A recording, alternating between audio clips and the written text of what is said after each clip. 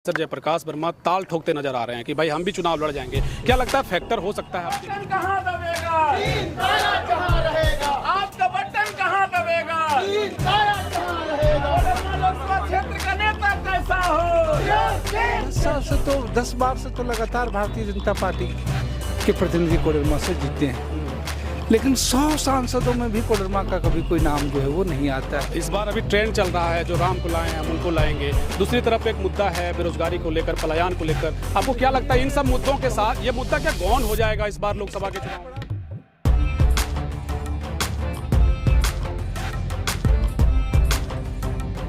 सही के सवाल पे, न्याय के सवाल पे उनके साथ खड़ा होना और गलत के सवाल पर विरोध करना विनोद सिंह की पहचान यही है। लोकसभा में प्रतिनिधि के रूप में बगोदर से प्रतिनिधित्व करने का मौका मिला है। हमारा भी बीता हुआ कल आपके लिए जो है वो कोई अलग नहीं, और आज के दौर में कोई भी जान सकता है, कोई भी। लोकसभा के गहमागहमी के बीच में तस्वीरें लगातार हम दिखाने का प्रयास कर रहे हैं। इस वक्त हमारे साथ बातचीत करने के लिए कोडरमा प्रत्याशी हैं आप। दूसरी तरफ जो है ये कहा जा रहा है कि केंद्रीय शिक्षा राज्य मंत्री एक तरीके से आपके सामने चुनौती जैसा खड़ी दिखाई दे रही हैं। बात सबसे दिलचस्प ये है कि इंडिया गठबंधन ने आप पर भरोसा जताया है। आपको क्या लगता है इस भरोसे पर आप कितना खरे उतर पाएंगे?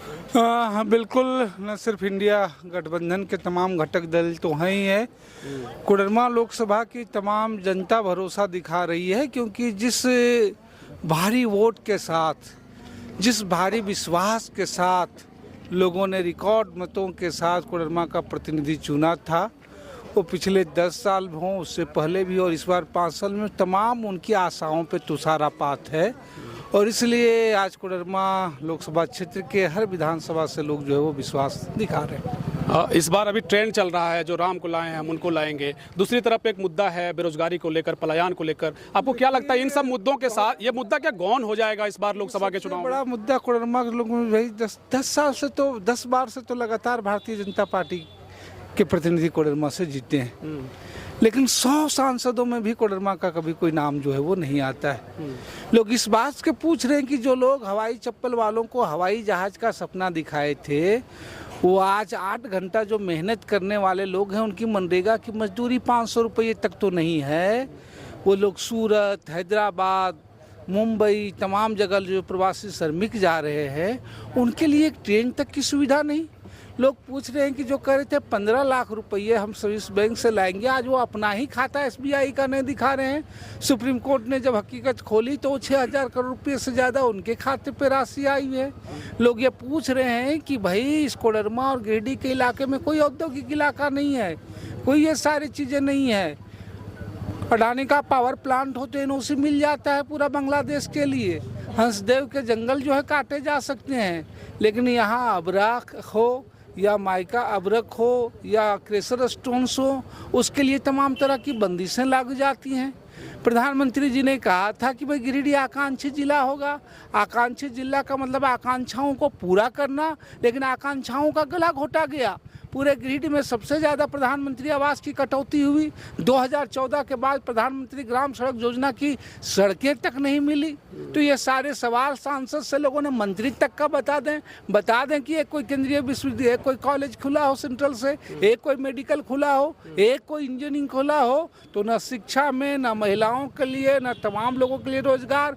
नाम बदलने में माहिर हैं, नाम तो हो गए पंचायत सेवक जो है जल सहिया ये, लेकिन तमाम लोगों को अनुदान के नाम, वेतन के नाम पर उतनी भी राशि नहीं मिल रही है केंद्र से, जितनी राज्य सरकार लोगों को जो है सार्वजनिक पेंशन दे रही है। आपको उत्कृष्ट विधायिका का एक तरीके से अवार्ड मिला है, आप उत्कृष्ट विधायक हैं एक तरीके से। आपको क्या लग रहा है कोडरमा में इसका एक तरीके से प्रभाव रहेगा? क्योंकि लगातार कई तरह की बातें होती है राजनीति में, लेकिन आपकी छवि एक तरीके से उत्कृष्ट। बिल्कुल, हमारा पक्ष यही है, सरकार, मंत्री, प्रधानमंत्री, मुख्यमंत्री कोई हो, जनता का पक्ष हमारा पक्ष है। और 3 बार से बगोदर का प्रतिनिधित्व करने का मौका मिला है। बगोदर के सवालों के साथ राज्य में कहीं भी आम नागरिक हों, छात्र हों, युवा हों, यहाँ के मूलवंशी हों, उनके हितों को लेकर के आवाज़ रखने की कोशिश की है, उनके अधिकारों की आवाज़ रखने की कोशिश की है। सड़कों में कोई भी आवाज़, कोई भी असंतोष, उसको एक प्रतिनिधि के बतौर न सिर्फ विधानसभा में रखने की कोशिश की है, बल्कि सड़कों में भी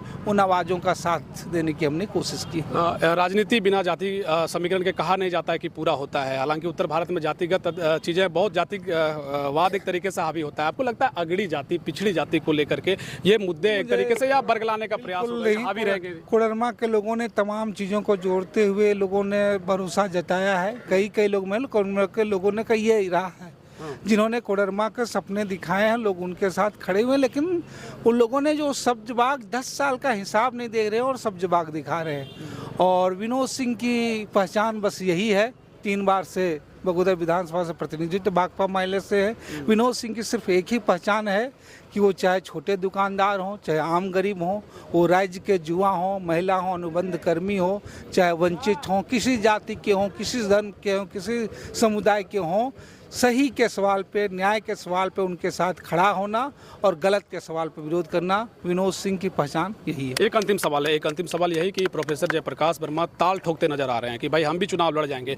क्या लगता है फैक्टर हो सकता है आपके लिए? बिल्कुल, लोकसभा चुनाव है और तो आप ज़्यादा एनालिसिस कर पाएंगे कि सारी चीज़ें जो उभार होनी थी लोगों ने कोडरमा में पिछली बार में कर दिया, घटना उनको है।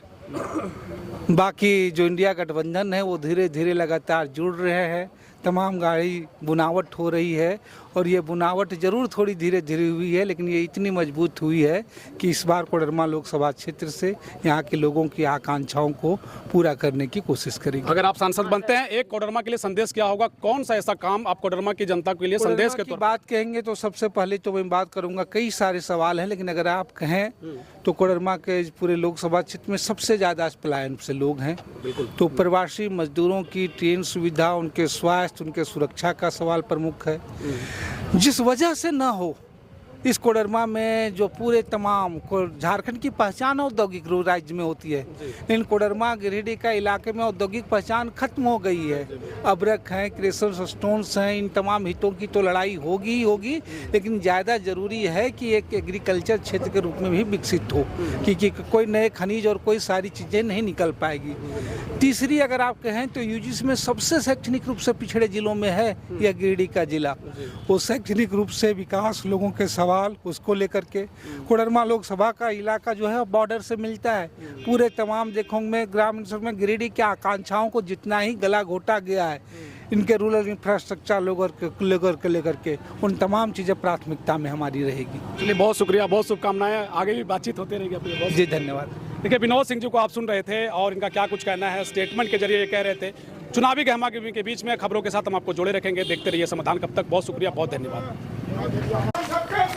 विनोद सिंह जैसा हो, लोकसभा का सांसद कैसा हो, विनोद सिंह जैसा हो, बटन कहाँ दबेगा, तीन तारा जहाँ रहेगा, सांसद नहीं चलेगा, नहीं चलेगा, नहीं चलेगा, सांसद नहीं चलेगा, नहीं चलेगा, नहीं चलेगा। इंकलाब जिंदाबाद, जिंदाबाद, जिंदाबाद, भाकपा माले जिंदाबाद, जिंदाबाद, जिंदाबाद, इंडिया गठबंधन जिंदाबाद, जिंदाबाद।